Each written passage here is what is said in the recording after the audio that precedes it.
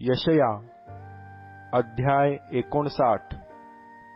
पहा, उद्धार करवत नाही इतका परमेश्वराचा हात तोकडा झाला नाही, ऐकू येत नाही इतका त्याचा कान मंद झाला नाही।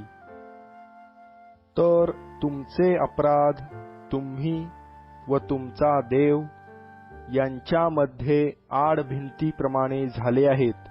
तुमच्या पातकांमुळे तो तुम्हास दर्शन देत नाही, तुमचे ऐकत नाही। कारण तुमचे हात रक्ताने, तुमची बोटे अधर्माने विटाळली आहेत।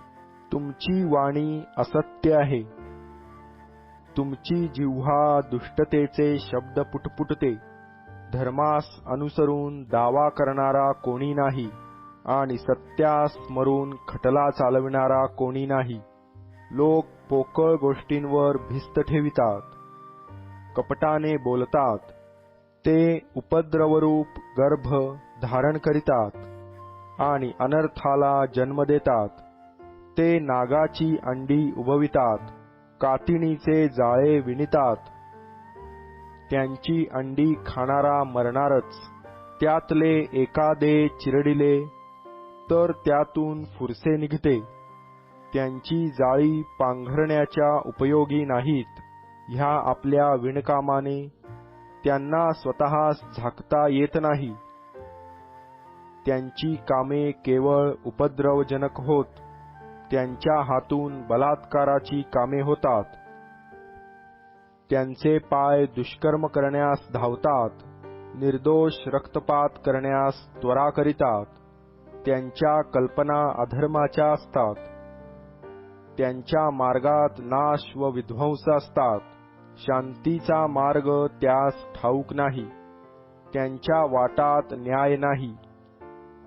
ते आपणासाठी वाकडे मार्ग करितात, त्या मार्गांनी चालणाऱ्या कोणासही शांती ठाऊक नाही। म्हणून न्याय आम्हापासून दूर राहतो, दोषमुक्तता आम्हास प्राप्त होत नाही। आम्ही प्रकाशाची अपेक्षा करीतो, तो अंधकार; उजेडाची आशा करीतो, तो आम्ही काळोखात चालू लागतो।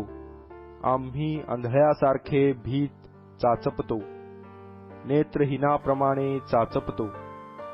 संधी प्रकाशात अडखळावे तसे मध्यान्हसमयी अडखळतो।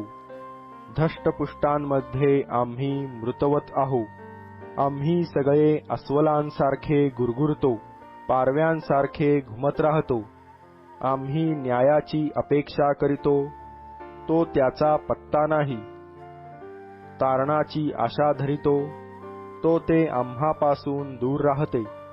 कारण आमचे अपराध तुझसमोर बहुत आहेत, आमची पातके आम्हाविरुद्ध साक्ष देतात। आमचे अपराध आम्ही जाणून आहो, आमची दुष्कृत्ये आम्हास ठाऊक आहेत। धर्मच्युती, परमेश्वराचा अभेर, आमच्या देवास अनुसरण्यास माघार घेणे, छलसूचक व असत्य भाषण करणे, लबाडी मनात योजून ती बोलून दाखविणे, ही ती आहेत। न्यायाला मागे ढकलले आहे, धार्मिकता लांब उभी राहिली आहे।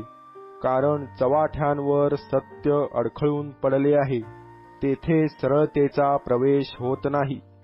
सत्याचा अगदी अभाव झाला आहे, दुष्कर्मापासून दूर राहणारा बळी पडतो।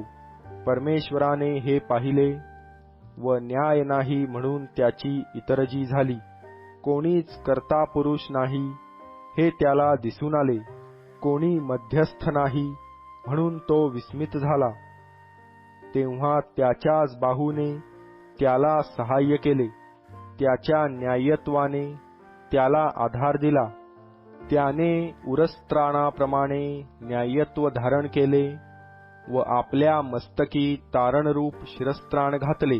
सूडरूपी पेहराव तो ल्याला, आवेशरूप झग्याने आपले अंग त्याने झाकिले। ज्याच्या त्याच्या कर्माप्रमाणे तो प्रतिफळ देईल।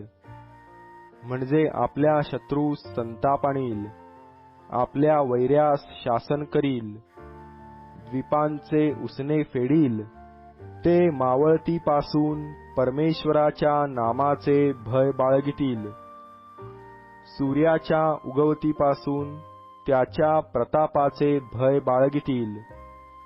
कारण शत्रू पाण्याच्या लोंढ्यासारखा येईल, तेव्हा परमेश्वराचा आत्मा त्याजविरुद्ध झेंडा उभारील. तो सियोनाकडे आणि याकोबापैकी जे अधर्मापासून परावृत्त झाले त्याजकडे उद्धारकर्ता म्हणून येईल, असे परमेश्वर म्हणतो. परमेश्वर म्हणतो, माझा तर त्यांच्याशी हाच करार. तुझवर असलेला माझा आत्मा, तुझ्या मुखात घातलेली माझी वचने, तुझ्या मुखातून, तुझ्या संतानाच्या मुखातून व तुझ्या संतानाचे जे संतान त्याच्या मुखातून आतापर्यंत पुढे सर्व काळ निघून जावयाची नाहीत, असे परमेश्वर म्हणतो.